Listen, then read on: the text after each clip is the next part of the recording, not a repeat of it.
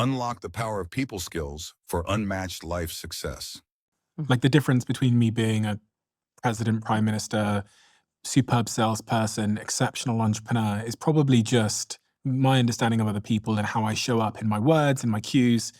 And so when you think about it like that, this could be, for many people, the most important subject for them to improve upon. I would even go further and say, if you don't have people skills, you cannot succeed. You cannot succeed in life. You cannot succeed in love. You cannot succeed in business. It doesn't matter how smart you are. You need people to have success. So this is, I think, the most fundamental skill that people can invest in. And how many people did you say you've taught people skills to? 400,000 students.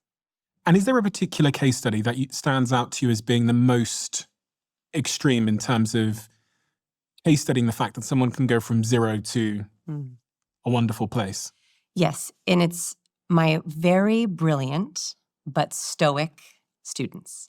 So I've noticed, especially over the last 10 years, because I've been doing this for about 17 years, in the last 10 years especially, my most extreme students are the students who are very, very smart, very talented and good at what they do, but they don't know what cues to send, and so they completely shut down. They try to become stoic, unreadable. They try to have no facial expressions. They literally try to poker face all the time. And as they try to make connections, meet a partner, make friends, people don't like them. People don't trust them.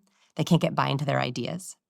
And those are the students where I see the biggest transformation. They don't realize that muting your cues is a danger zone cue. If you try to be stoic and unreadable, people literally cannot get a read on you. And so my biggest transformations have happened when I can say, you don't need to hide your true feelings. It's about amplifying them with the right cues. There's a famous example of this, Jamie Siminoff, founder of Ring. So I don't know if you ever watched Shark Tank. Yeah. So in this episode, for those who haven't seen it, Jamie Siminoff entered the tank and he pitched $1 billion idea. Literally $1 billion idea, because it went on to raise funding from Shaq and Richard Branson. But in the tank, he pitches the idea and he gets so much pushback and so much negotiation, and he walks out of the tank without a deal. In fact, the Sharks did not like him. What happened? He had the $1 billion idea, but he did not know how to share it. This is the biggest transformation I see, is people who have brilliant ideas. They're good people, they're hardworking people, and they cannot get buy-in. They cannot make friends, they cannot find partners. How do they feel? So if you had to say words that make them feel seen right now, how are they feeling as they're listening to this? Overwhelmed, getting into interaction, just social overthinking, not knowing what to do, not knowing what to feel, underestimated, like people don't see you or the real potential that you have, a lack of confidence, and fear. Afraid that if you are your true self or you try any of the things we're talking about, people won't like you. And I want to teach you that you can be yourself and you can be liked and you can find your people. And that doesn't mean everyone's gonna like you, but it means if you signal the right things, cues tell others how to treat you. If you signal the right cues, you will find your people. One of the things that I was sort of inferring from what you said is the importance of understanding your resting face.